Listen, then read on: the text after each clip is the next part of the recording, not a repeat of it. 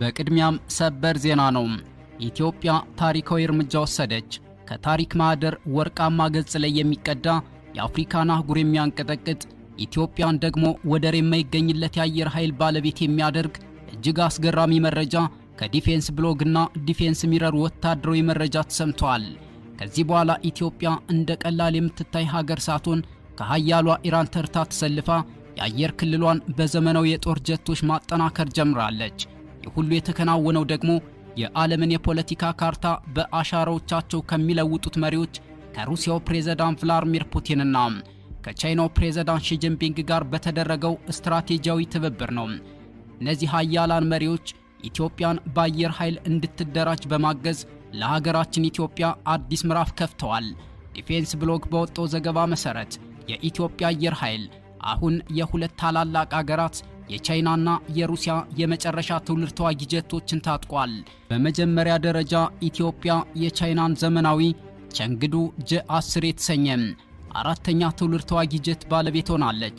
ይህ ጀት በላቀ ፍጥነቱ በዘመናዊ የራዳር ስርዓቶቹና እጅግ ውጤታማ በሆነ የጦር መሳሪያ አቅሙ የሚታወቅ ሲሆን የኢትዮጵያን የአየር ክልል የመጠበቅ አቅም በእጅጉ ያሳድጋል ተብሏል።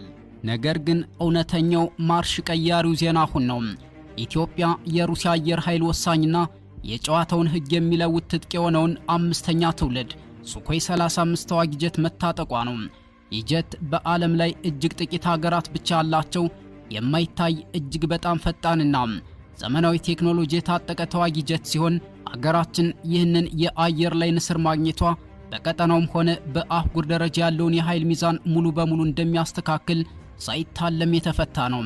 ዲፌንስ ሚረር ባወጣው እጅግ አስገራሚ ሰበር መረጃ መሰረት ከኢትዮጵያ በተጨማሪ ሩሲያ 48 እጅግ ዘመናዊ የሆኑ ሱኮይ 35 ተዋጊ ጀቶችን በግዢ ወደ ሀያሏ ኢራን መላኳም ታውቋል። የግዙፍ ግዢ የኢራንን የአየር ኃይል አቅም በእጅጉ የሚያጠናክር ሲሆን በቀጠናው የፖለቲካ ካርታ ላይ አዲስ ለውጥ ሊያመጣ የሚችል ትልቅ ክስተት ሆኗል።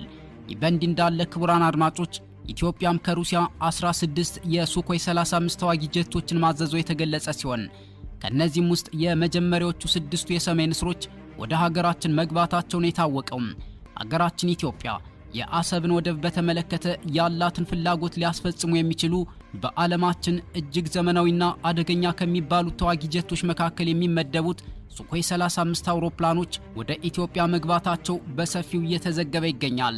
ይህ ወታደራዊ ግዢ የኢትዮጵያን የመከላከል አቅም በእጅጉ የሚያሳድግ ከመሆኑም በላይ ቀይ ባህርን የመጠቀምና የአሰብ ወደብን መልሶ የማግኘት እቅድ ጋር በተያያዘ አዲስ ምዕራፍ ከፍቷል ተብሎ እየተነገረ ነው።